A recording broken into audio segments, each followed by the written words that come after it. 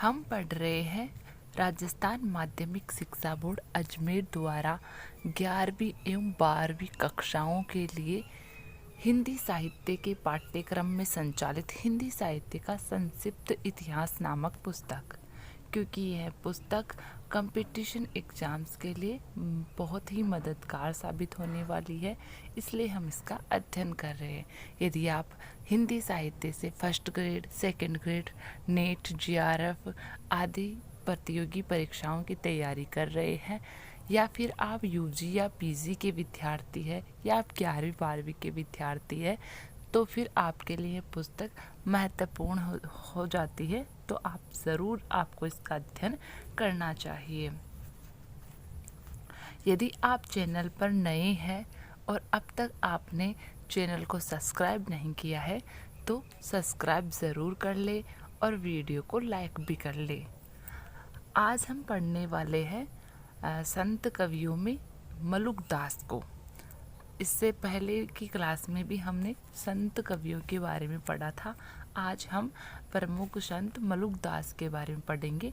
मलुकदास है, उनका जन्म 1576 ईस्वी में हुआ था और इनकी मृत्यु 1682 ईस्वी में मानी गई है। मलुकदास का जन्म इलाहाबाद के कड़ा नामक गांव में 1576 ईस्वी में हुआ। इनके पिता का नाम सुंदरदास खत्री था। 106 वर्ष की अवस्था में इनकी मृत्यु 1682 ईस्वी में औरंगजेब के समय में हुई। निर्गुण मत के इस प्रसिद्ध संत की गदैया, कड़ा, जयपुर और गुजरात, मुल्तान, पटना, नेपाल, काबुल तक में कायम हुई। तो इनकी जो गद्दियाँ हैं वो जयपुर में है, कड़ा में है, गुजरात में है, तो यह विदेश में भी है, नेपाल है, काबुल है, वहाँ पर भी इनकी गद्दियाँ है वो कायम हुई है। इनके संबंध में बहुत से चमत्कार या कारनामे प्रसिद्ध है। कहते हैं कि एक बार इन्होंने एक डूबते हुए शाही जहाज को पानी के ऊपर उठाकर बचा लिया था और रुपयों का तोड़ा गंगा जी में तैराकर कड़े से इलाहाबाद भेजा था। इनके दीक्षा गुरु के संबंध में हिंदी के इतिहासकारों में बड़ा मतभेद है। कुछ इन्हें किल का शिष्य मानते हैं और कुछ द्राविड़ विट्ठल को इनका गुरु बताते हैं। तो किल है, किल के शिष्य भी इनको मानते हैं और कुछ है वो द्राविड़ विट्ठल को इनका गुरु मानते हैं।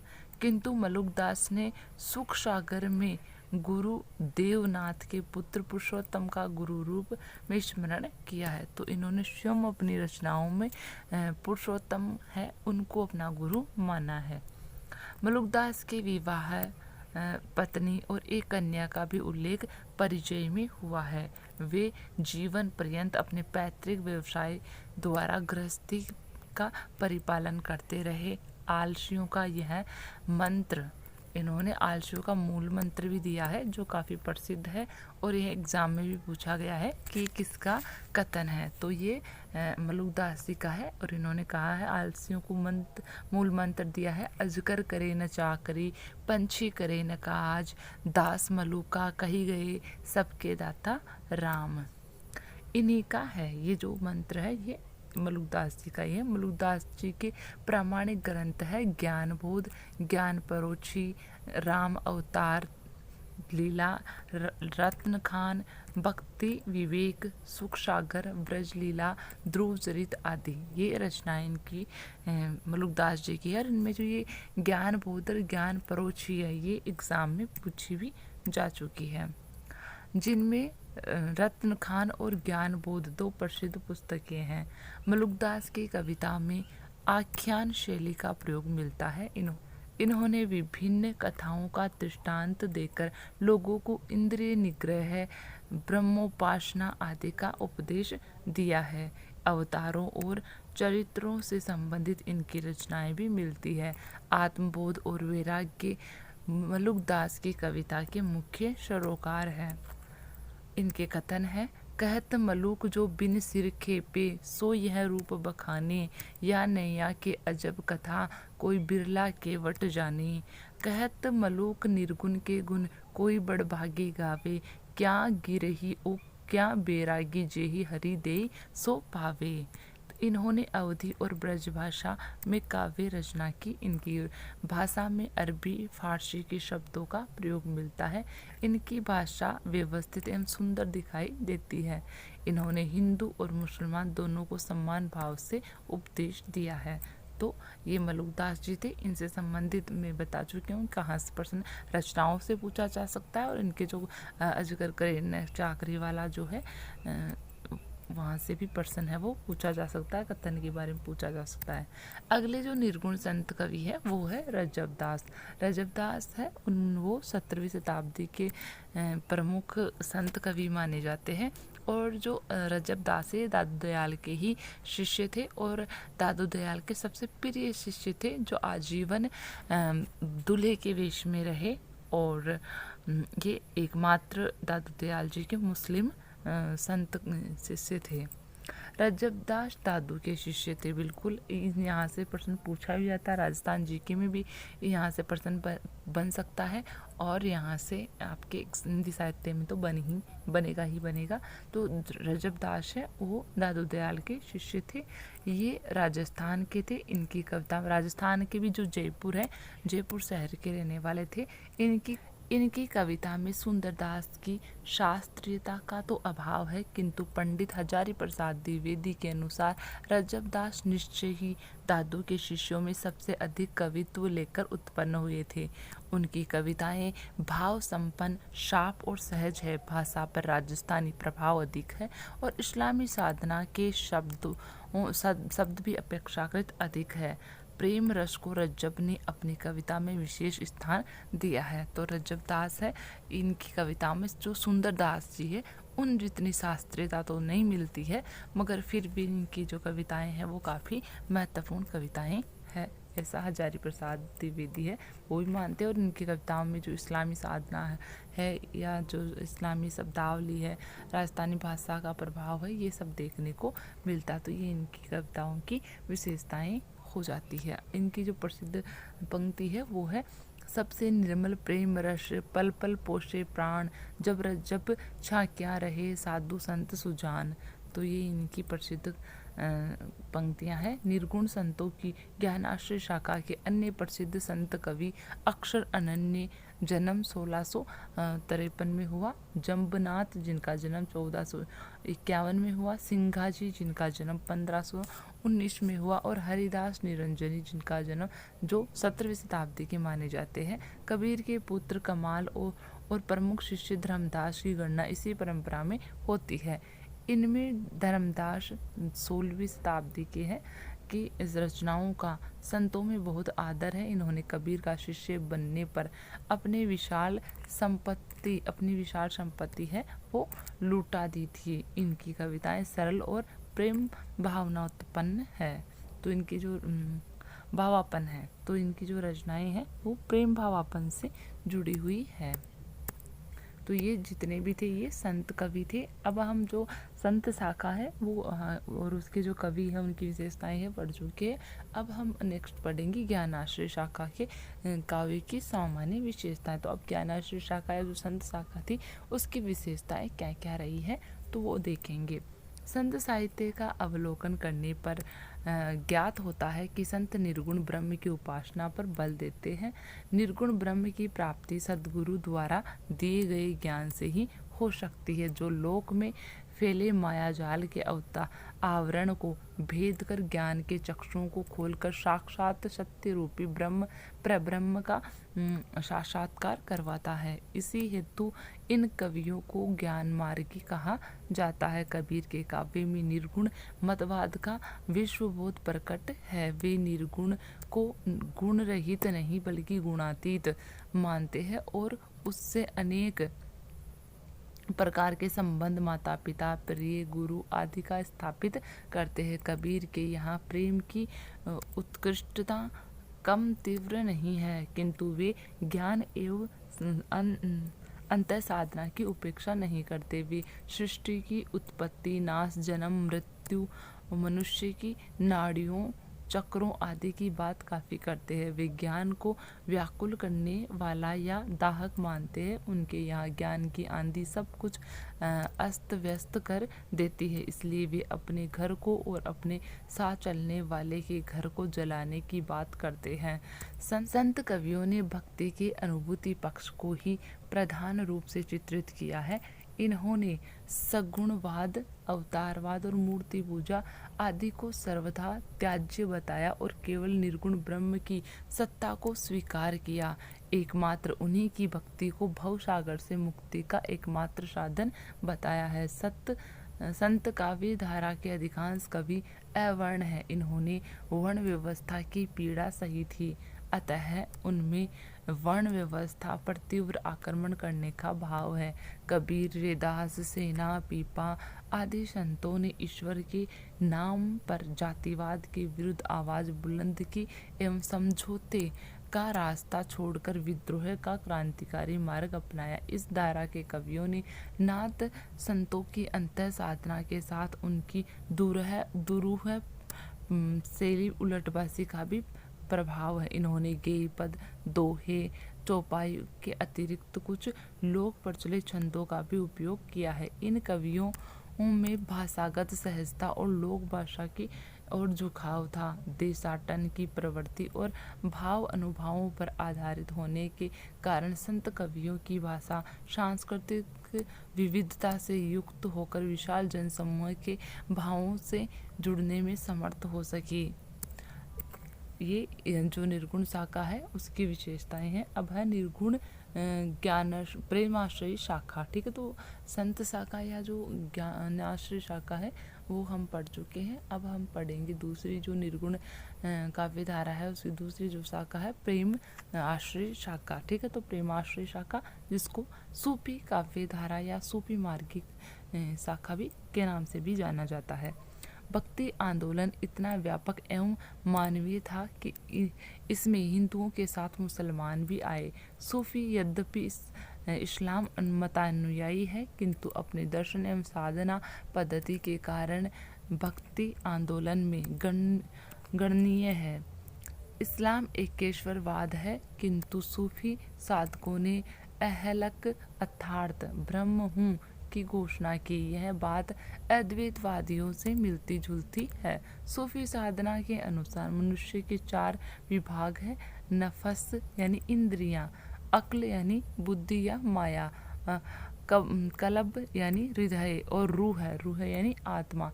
यह साधना नफस और अक्ल को दबाकर कलब की साधना से रूह की प्राप्ति पर बल देती है। हृदय रूपी दर्पण में परम सत्ता का प्रतिबिंब पर आभाषित होता है। यह दर्पण जितना भी निर्मल होगा रूप उतना ही स्पष्ट होगा। अर्थात सूफी साधना भी हृदय की साधना है। इसी से वह भक्ति है।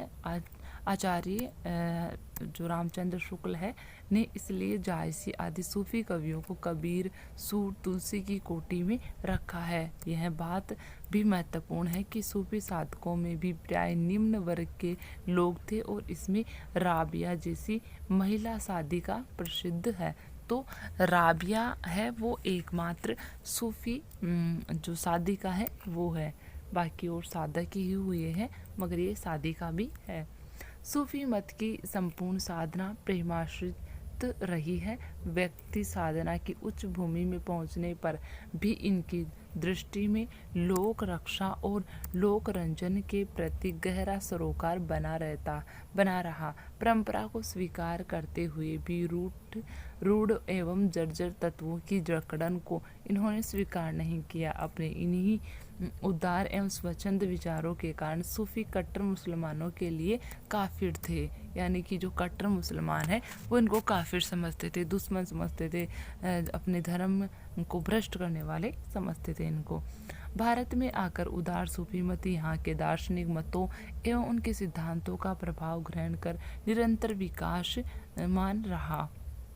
यही कारण है कि पैगंबरी एकेश्वरवाद से आरंभ सूफी साधकों की यात्रा सर्वात्मवाद एकत्ववाद से होती हुई अद्वैतवाद तक पहुंची। सूफी मजहबी दस्तूर को अपनी व्यापक मानवीय दृष्टि के कारण नहीं स्वीकारते। वे विधि मार्ग विरोधी न थे। इन्हें कुरान के साथ साथ वेद और पुराण भी लोक कल्याण के मार्ग का प्रतिपादन करने वाले प्रतीत हुए। सूफियों के अनुसार मानव सृष्टि का चरमोत्कर्ष और वही ईश्वर के स्वरूप की पूर्ण अभिव्यक्ति है। मानव का परम लक्ष्य उसकी पूर्णता की प्राप्ति होनी चाहिए। तो यानी कि इन्होंने जो मुस्लिम धर्म के जो आदरणीय पुस्तकें हैं या जो धार्मिक ग्रंथ है, उनको जितना आदर सम्मान दिया है, उतना ही भारतीय धर्म ग्रंथ है उनको भी सम्मान दिया है।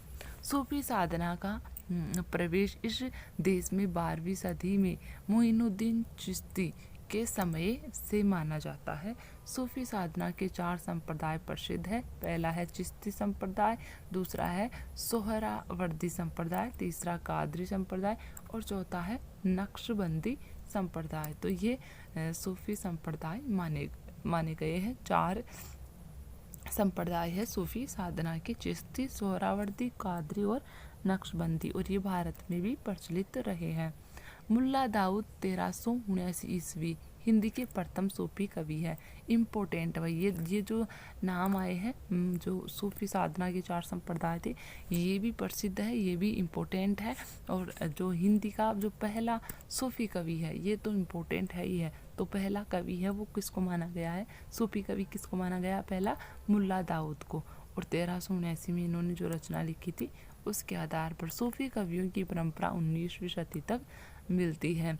हिंदी का सूफी काव्य अवधी भाषा में रचित मिलता है। सूफी मुसलमान थे, लेकिन इन्होंने हिंदू घरों में प्रचलित कथा कहानियों को अपने काव्य का आधार बनाया। उनकी भाषा और वर्णन में भारतीय संस्कृति रची बसी है। प्रेम की पीर की व्यंजना इनकी विशेषता है। तो यानी कि जो सूफी कवि हैं, इनकी जो विशेषताएं हैं वो ये है कि इन्होंने अपने काव्य के लिए भारतीय हिंदू घर है उनमें जो प्रचलित प्रेम कहानियां हैं, कथाएं हैं, उनको अपने काव्य की कथा वस्तु बनाया है इन्होंने।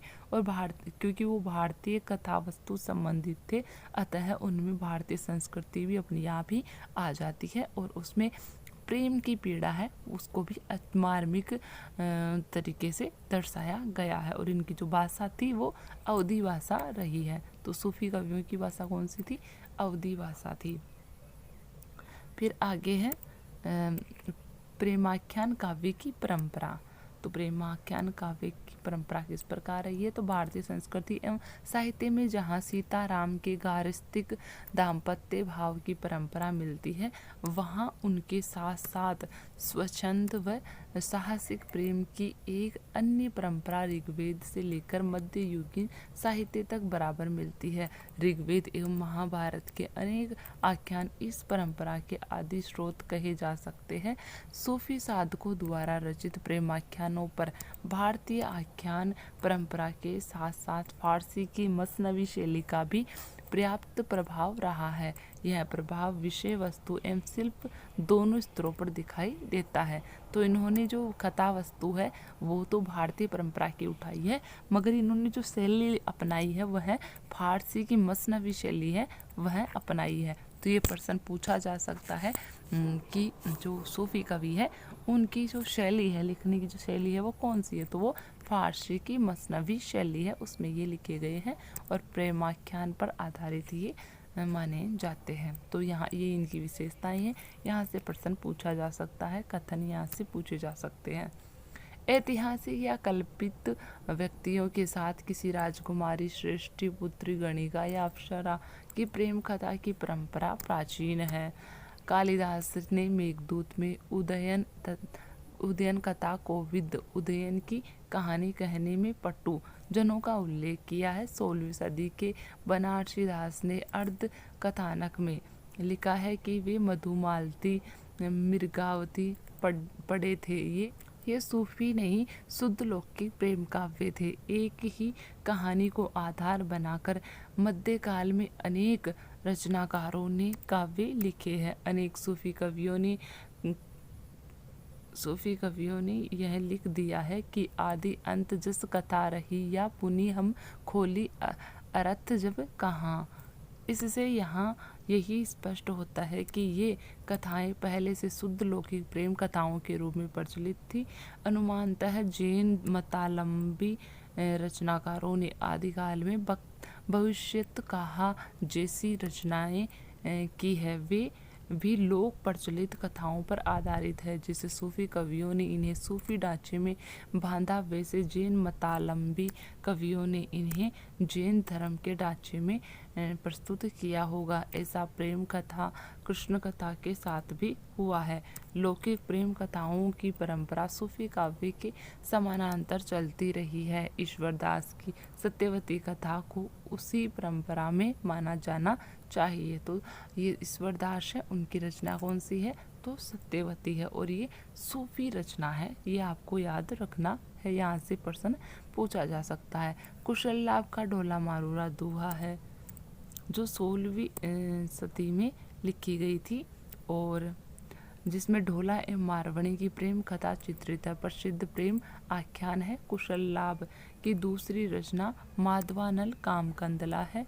इसी प्रेम कथा पर 1547 में आलम्ब ने भी काव्य रचना की।